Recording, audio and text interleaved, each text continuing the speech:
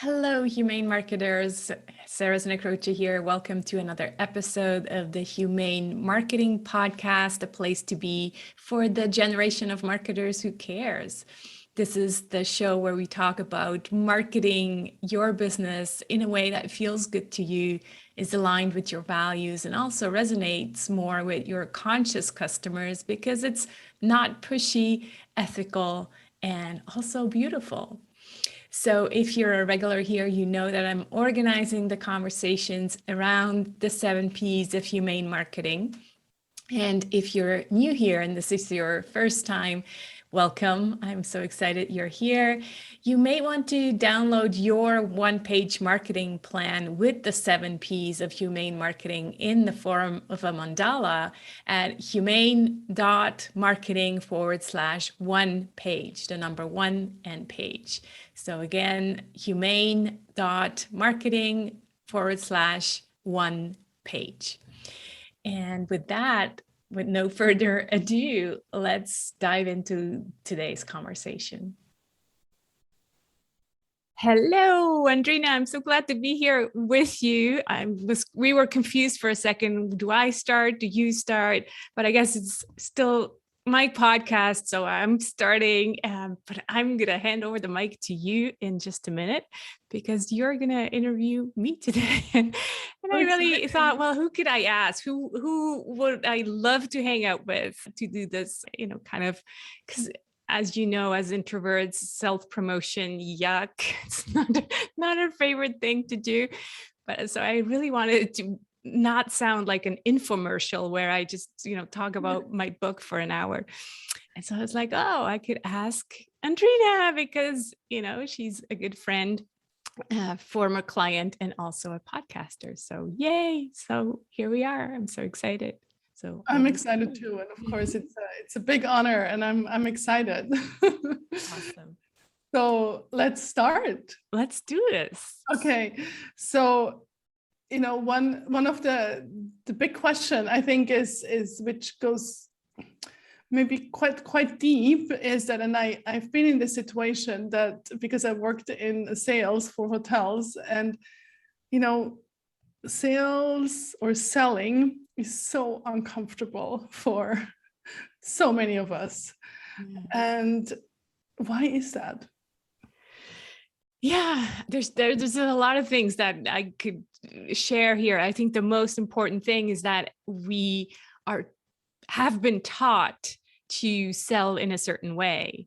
And so it's just like the minute you say the word selling, you kind of, feel it in your body, you start to tense up and you're like, I don't like it.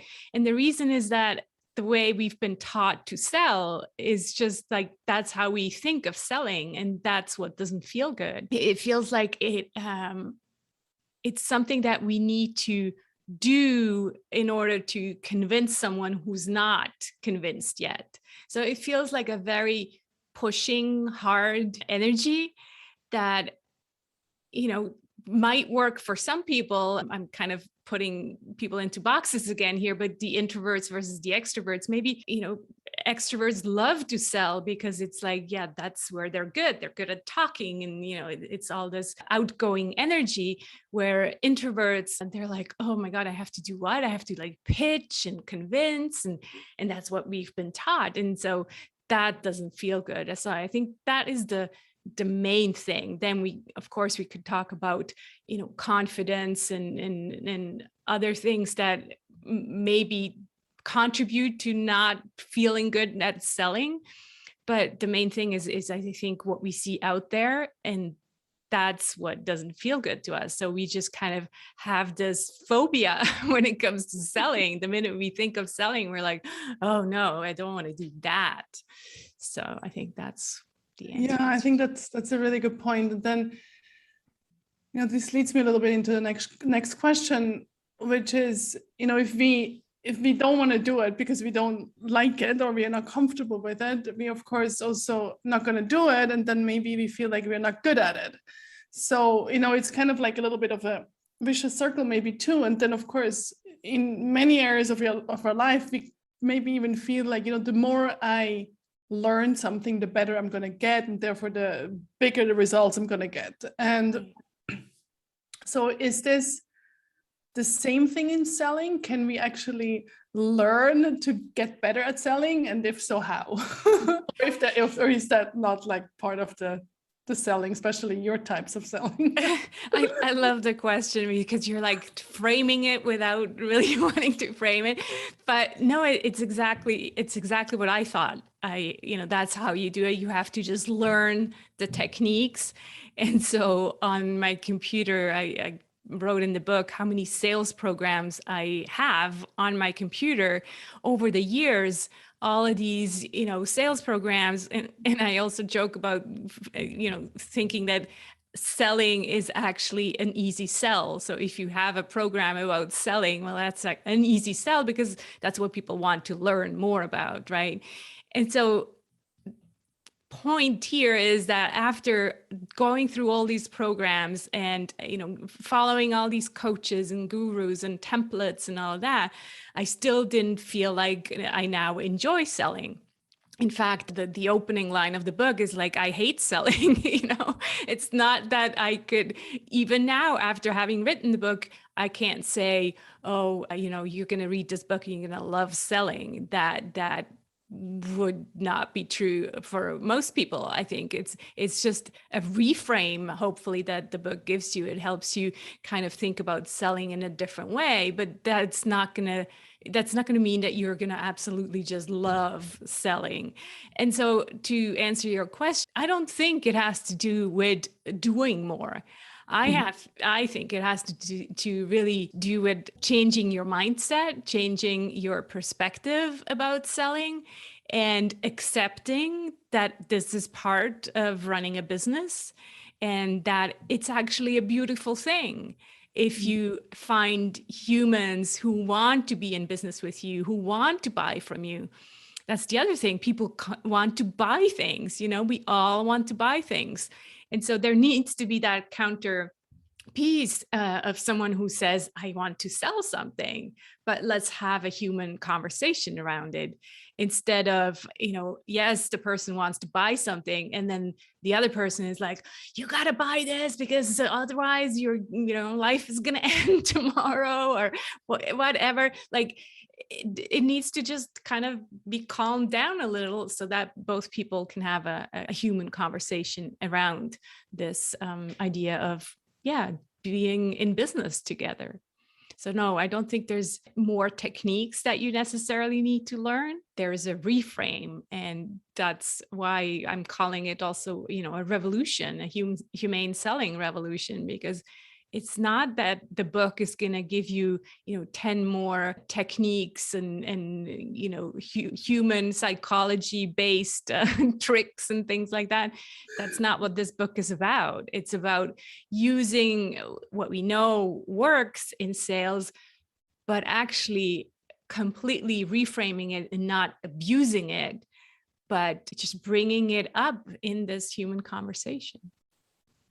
Yeah, and that really changes the perspective, right? We almost looking at from a different angle, and that actually also ties in really nicely to that thing you talk about is the empathy versus the perspective taking. Mm-hmm.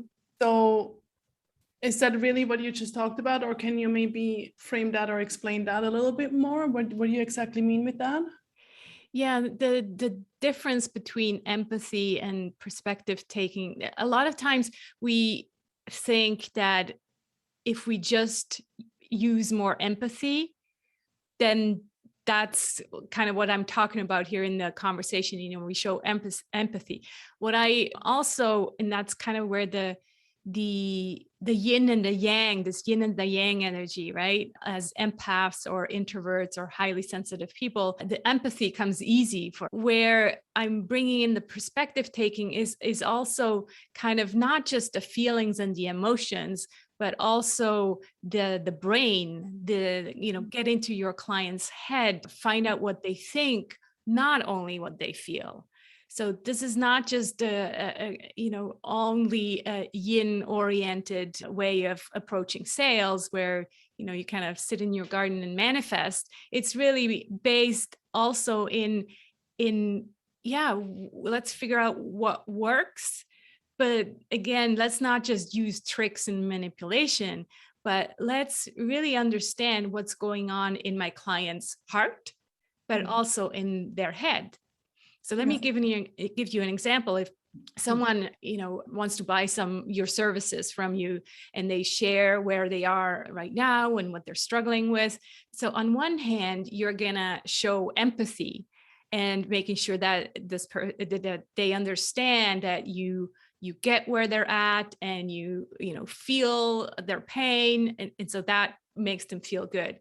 But that's not enough, because then they don't necessarily understand that you can help them. So where the perspective taking comes in is where you actually figure out their thoughts. So not just their emotions, but their thoughts, so that you can kind of maybe help them with false beliefs.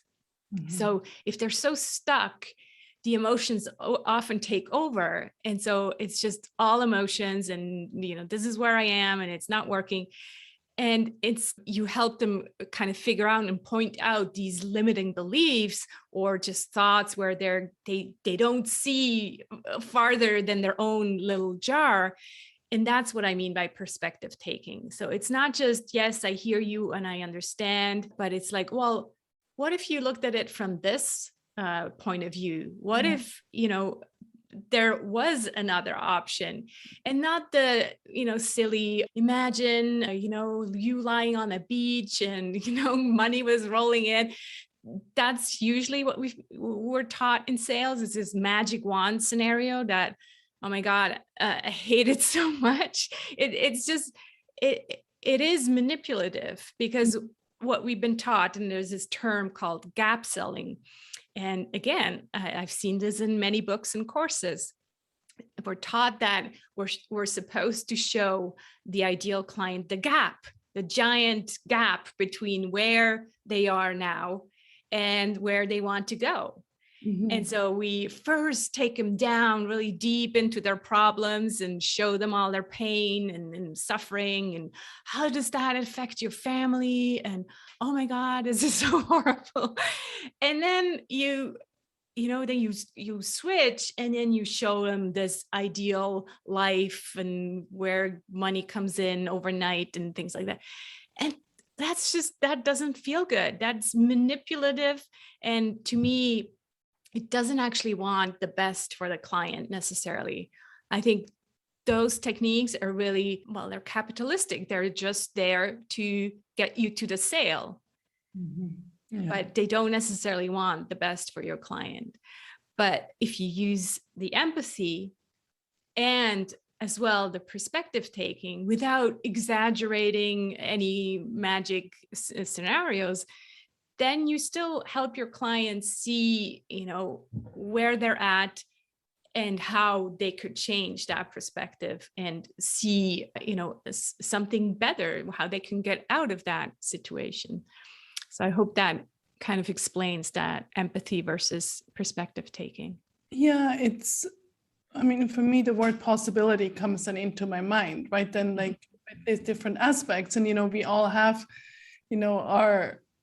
our mind, our brain, and our heart, right? And to merge them in a way, or to have them, work together, this is really, really powerful. And I think when we can, support somebody in that process, that of course, I think that's where your gift comes in, right? And what I'm also curious about, and I wonder if that goes into a little bit of that aspect as well, you also describe your book as a blend of practical, real-world marketing applications and personal development. So I think the personal development aspect in, I'm going to say a marketing or a sales book is maybe a little bit surprising for some people. So I would like to hear a little bit from you. And I think you touched on it in your answer just now about that self-sabotaging and the personal development aspect, I think are very close.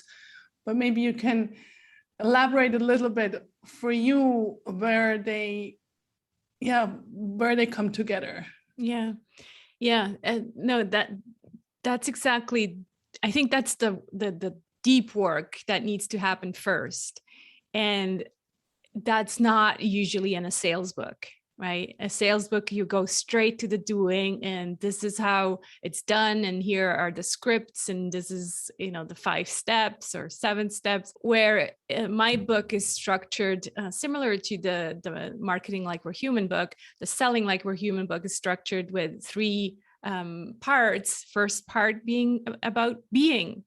So the being comes first. It comes before you ever do anything about selling. You have to first look at the being. And so in there's things like, your confidence. Yes, it is something in sales, I guess, that we often hear you need to have more confidence. Well, I tend to agree, I think, mostly with that. You don't have to come over as, super confident and kind of go into that almost like a power situation where you feel like you're overpowering the client. That's not what I'm talking about at all, because you see that also kind of being demonstrated often on sales calls I've been in, where the minute you get on, they tell you, okay, we have 30 minutes. What can I do for you in these 30 minutes? And so it feels like, oh my God, I'm being stressed, and, it immediately tells you who's in power. And that's not what I mean by confidence. By confidence, I really mean believing in your worth, believing in your value. And those things are different. First is worth, your self-worth, and really, really knowing that you are enough and worthy, even if you never make a sale anymore. Like, you have no more clients, you have no sales, and you're still worthy. You are still enough. And so that understanding is so key to then have these gentle sales conversations where you feel like any kind of outcome is good. If it's a yes, hilarious, it's exciting. If it's a no, that's fine too, but you can't get to that point unless you feel enough, even if you have never any sales anymore. So that inner work is just so, so important. And it has to do with, your mindset. Another thing that I talk about is your sales energy. So really understanding this energy that, it takes for you, and that's personal to each and every one. Like, how much energy do you want to give to the sales process? How much energy does it take out of you? Again, that's different for introverts or highly sensitive people. It's much more energy draining, especially, of course, if we add so much pressure on ourselves. So I'm hoping with this Selling Like We're Human, it's less energy draining, but still it's human conversations, and that takes out more energy for introverts than for extroverts. So just kind of knowing all of that, and then putting it into context with what we usually hear in the sales conversation, where it's all about always be closing, and you have to make at least 10 sales calls every week. And just kind of sitting with that and realizing, well, actually, no, that doesn't work for me. Because an important point I think I make in the book is that more sales conversations doesn't mean more clients. Yeah. More ready clients means more sales, but that's not the same thing. So you can spend all day long talking to random people on the internet and never get a sale. But if you only talk to, 10 people who are ready, well, most likely your sales conversions will be much higher, because they have gone through your gentle sales path. They are ready by now, and they just show up at your human conversation in the serene garden. We'll talk about that in a little bit, and they'll just be like, yeah, when can we start? Yeah. And I think for me, what just comes to me in terms of energy is also like the energy scarcity versus abundance. Yeah, right? So good. And I think when, oh yeah, I have to make all these sales calls and right? But if I'm like, I'm here and that's what I have to offer, then I'm like in an open and in an abundant kind of energy, and not in this like grasping, right? And of course that's felt by the people around me. Yeah. Right? Exactly. Yeah. Any kind of grasping, pushy, needy energy, people want to run, Yes. they're like, yeah, that doesn't feel good. Yeah, no, I Yeah. know I know I run. Yeah. Yeah. It just doesn't feel good. Yeah. Mm. So two keywords that you mentioned that I want to kind of dive into a little bit deeper. First is the sales path, sorry. And in the sales and marketing world, we at one point, the sales funnel comes into play. And you talk about the sales path, and also in there are signposts. So maybe you can talk a little bit more about that. Mm-hmm. Yeah. So this picture that we all have of the sales funnel, well, it's the typical funnel where there's a lot of people at the top of the funnel, and that's how we talk. How many people you have top funnel, middle funnel, and so it really is actually quite worrisome if you think about it. But that's just the regular sales talk. So we have lots of people coming in at the top, and then we want to squeeze them all into the bottom of the funnel. And then the idea is that, whoever is left over at the bottom of the funnel, those are the ones you're then talking to and I guess converting into sales. Well, I think you and I can agree that that picture is just not very humane at all. It actually reminds me some kind of like of a slaughterhouse or some, gross image. So definitely not what we want to do with humane selling. So the alternative then is a gentle sales path. And there you really just picture a path with different options where, you can go left, you can go right, you can, exit this kind of like labyrinth of paths because you're free. You have the choice. The client is empowered. And then every now and then you have a little bench under a tree, and that's the signposts. And that's where your clients get to rest and, just kind of absorb, and you give them some content in these signposts to, get to know you better, to find out who you are, and to then make a decision. Do I want to go further on this path, or yeah, maybe that's not for me. I'd rather, find another path. And so off you go. So that's the idea of the gentle sales path. And the signposts, they're, like I said, resting places, and they're a content that help your ideal clients, get further into their journey so that when they are ready to enter your serene garden, because the path leads to the serene garden. And so when they're ready to enter the serene garden and sit down with you and have a cup of tea and have that gentle sales conversation, well, by then they already feel like they know you, they know what you stand for, they know your values, they know your offering. And so it just feels natural, and it feels like for you as the person who sells, you don't have to do any pushing or convincing, none of that, because it's a natural, organic kind of way to get to know you. And some ideas for signposts could be, podcast, an ebook, any other kind of free giveaways, meditations, anything that just kind of gets them to know who you are and what you're offering. Yeah, it's more sharing than selling. Yeah, right? exactly. Yeah. I love that image of the serene garden. Yeah. So beautiful. Yeah, we came up with that. So the book was really started as a collaborative project with some members of the Humane Marketing Circle.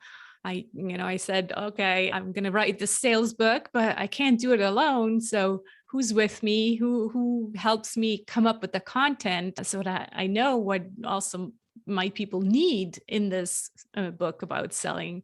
And so together we came up with the content, and then I sat down and wrote the book. And so one of these metaphors that we always kept coming back to was this idea of the garden. And also, of course, it's used before, but it's like this idea of nurturing, and what you're doing here is nurturing your clients. But then also what really appealed to me is having this place where you feel safe. And that's again where this being comes in. It's like, this is your garden. You get to design it. You get to feel comfortable in it. You make the rules. You let in who you want to let in. So that's also the difference between this idea of, always be closing, talk to as many people as you could, because you always want to convert. Well, in the Serene Garden, you only let people in who feel like a really good fit, and they have gone through the signposts. So most likely they wouldn't want to talk to you if they didn't, already know you and feel like you're a good fit. So it's really this place where you feel serene and at ease, and you can talk about difficult things like money and investments. And if there is rejection, you're not going to feel like you have to now object these rejections, because you're just like, oh, yeah, no, I understand. Well, let's see if we can figure out another solution. And it's just really like this idea of, let's find a way and let's have a human conversation about it. Yeah. Really good. I love it. So now, of course, everybody wants to get the book. Yeah, I hope so. Yeah. So tell us where we can get the book. Yes. So the book is now available on Amazon. So if you type in "Selling Like We're Human," you should find it. And also on my website, I have a beautiful page at humane.marketing/book2, because you know that there's book 1 that's called Marketing Like We're Human. So this is book 2. And if you want to know a little bit more, well, there's another signpost. You can download your free chapter just to kind of get a feel for what this book is all about, and yeah, how it's going to feel reading it. But I'm really happy with the feedback. I have about 40 beta readers who've given me lovely feedback, really making me feel like, because I did struggle a bit with the idea to write a sales book. I'm like, yeah, but I hate selling. How could I be, a phony and say that I'm going to write a sales book?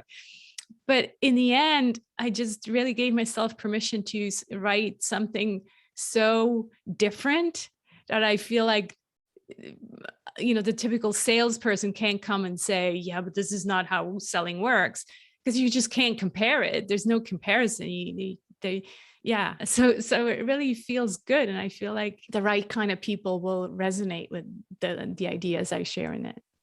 Yeah, and I think that's exactly the same energy as we just talked about, right? It's like sharing, and that energy of abundance, and that you have something to offer, right? That there's the audience is there that resonates with it. And I know there is for you. So is there anything else that you would like to share that we've not touched on?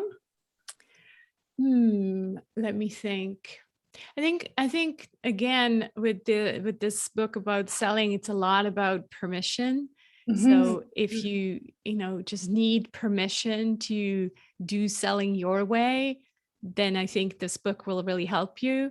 I don't write, prescriptive books with how to and all of that. It's really, you make it's an individual experience. And I think like everyone goes as deep as they need.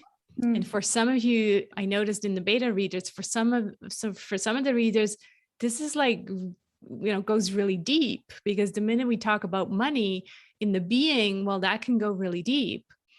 Or, you already have done your money work and you're comfortable selling. And then it's just a permission again to, do it your way.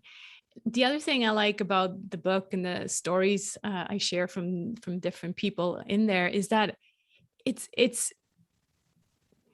gives you this confirmation that it's possible. So if you've already been doing it that way, but you're like, yeah, but I just don't know if this works, then this book will tell you, yeah, this works. There's tons of business owners who are doing it that way already, and it works. They have a great business.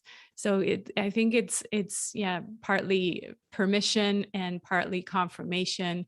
and of course always the revolution. So that's really at the core of it. It's like let's change this business paradigm and let's get away from the pushy and manipulative selling. Thank you so much for sharing, and thank you so much for having me poke your questions. I love doing it. Thank you so much, Andrea, for coming here and interviewing me for once. It was a great pleasure and fun to be together.